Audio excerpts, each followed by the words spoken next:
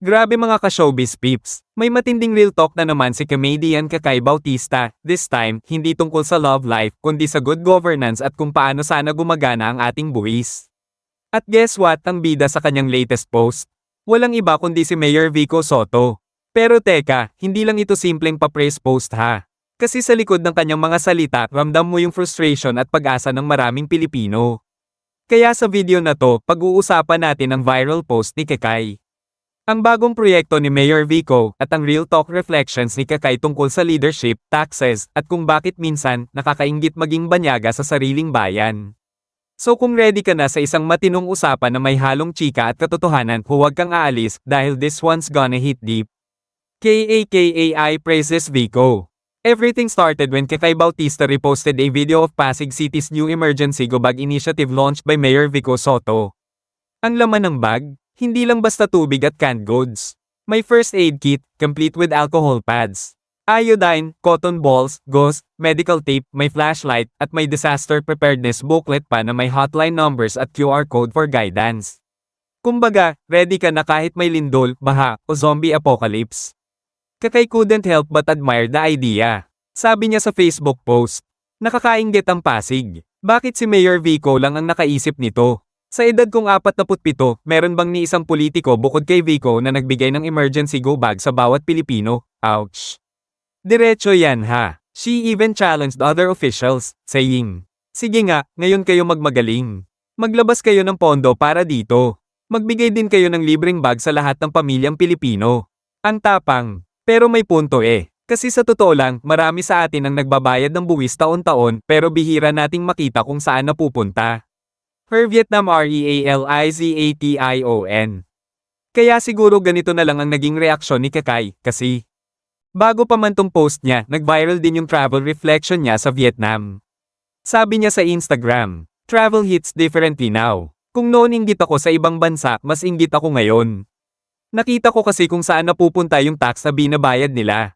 She was amazed at how systematic, clean, at organized ang Vietnam, lalo na sa Hanoi. Ang sarap magmotor kasi ang ganda ng daan. At hindi lang yun, she added.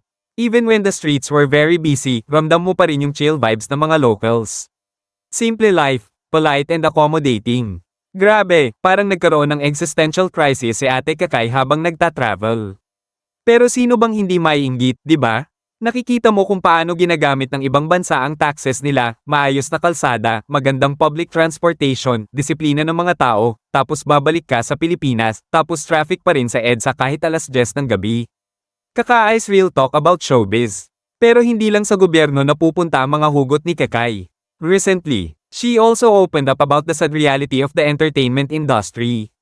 According to her, despite being in showbiz for 2 decades, from theater to film to television, may mga artist pa rin daw na mas malaki ang bayad kahit hindi marunong kumanta ng tono.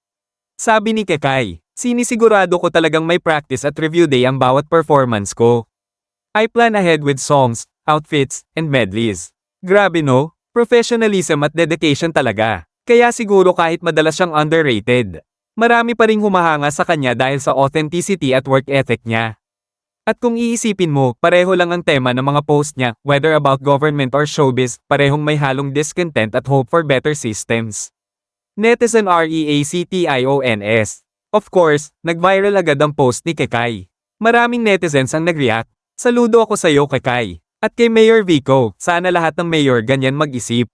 Real talk to. Hindi puro papogi at ribbon cutting. Nakaka-proud maging taga-Pasig, sana may ganitong project din sa amin. Hindi lang tuwing eleksyon may effort. Pero may ilan ding nagkomento ng, hindi lang si Vico ang gumagawa ng ganito, pero siya lang kasi nagpo-post. valid point din yan.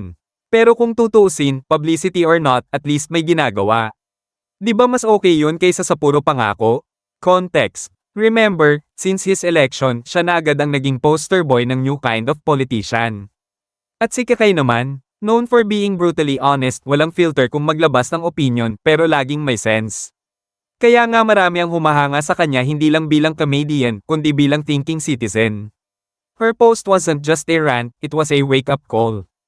Parang sinasabi niya, kaya naman pala eh. So bakit hindi natin ginagawa? Thought-provoking ending. Ang tanong ngayon, mga ka-showbiz peeps, Kailan kaya darating yung panahon na hindi na exception si Mayor Vico, kundi standard na lahat ng public officials?